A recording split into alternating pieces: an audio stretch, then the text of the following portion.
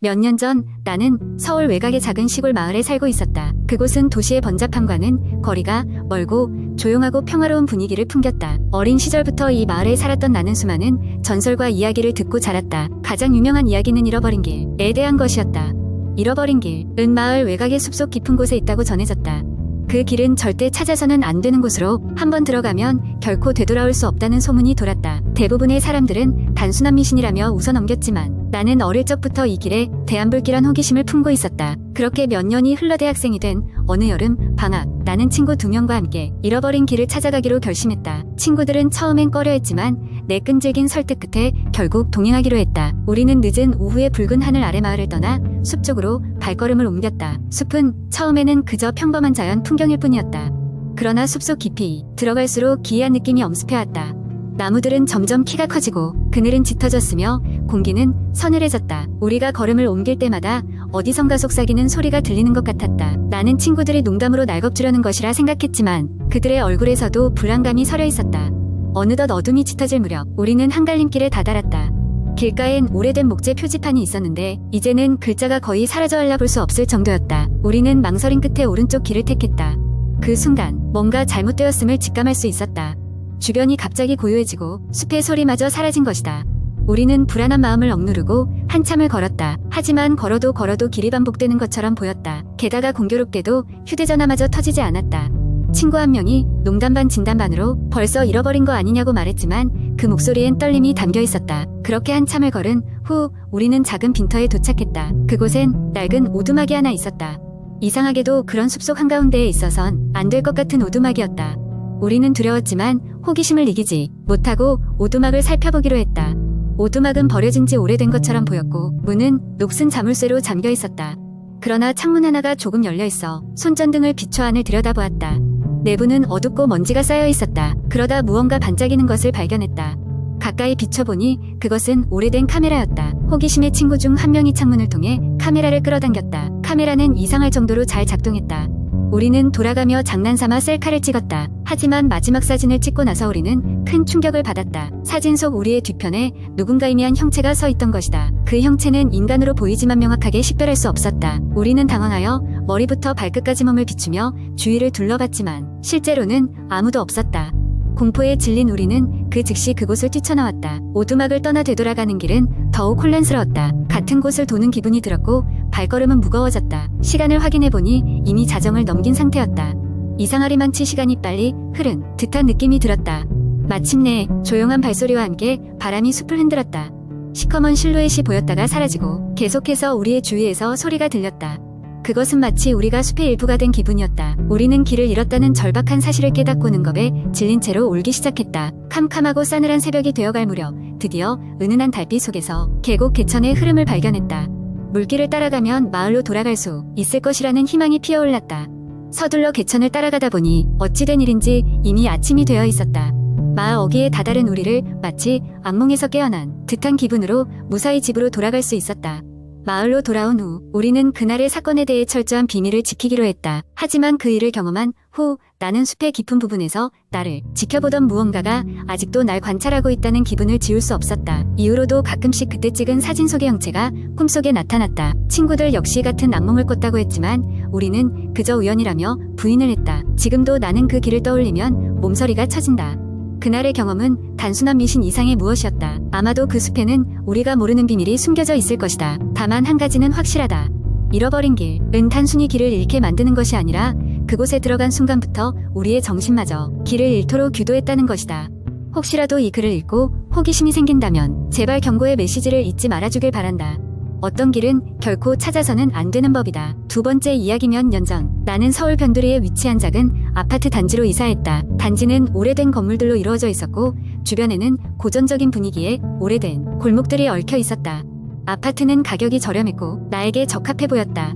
이곳에서의 새 출발이 좋을 것이라 믿었다. 이사한 첫 주 나는 이웃들과 간단한 인사를 나누었다. 대부분의 이웃들은 친근하게 대해주었지만 유독 402호에 사는 중년의 여자는 예외였다. 그녀는 언제나 창백한 얼굴로 나를 쳐다보고는 아무 말 없이 고개를 돌렸다. 이상하게도 그녀의 아파트 문 앞에는 항상 작은 사찰 종이 놓여 있었다. 이사를 도와준 친구가 그 여자는 좀 이상해 보여. 저 종소리가 밤에도 계속 들릴지도 몰라라고 농담을 던졌을 때는 별로 신경 쓰지 않았다. 며칠 후 밤 나는 어렴풋이 종소리를 듣고 잠에서 깨어났다. 무심코 시간을 보니 새벽 2시였다.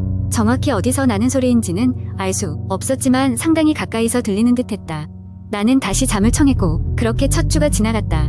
두 번째 주부터 이상한 일이 일어나기 시작했다. 밤이면 어김없이 새벽 2시가 다가오면 종소리가 들려왔다. 그리고 점점 꿈속에서도 한 여인의 흐느낌이 들려왔다. 처음에는 꿈이라 생각했지만 느낌이 너무나도 현실적이었다. 내가 꿈에서 깨어났을 때는 반드시 종소리와 흐느낌이 어우러져 있었다. 저녁이 되어 이웃집에 약간의 설탕을 빌리러 갔다가 나는 301호에 사는 한 할머니에게 이상한 소리에 대해 물어보았다. 그녀는 갑작스럽게 얼굴이 어두워지더니 나지막하게 말을 꺼냈다. 그 종소리 말인가?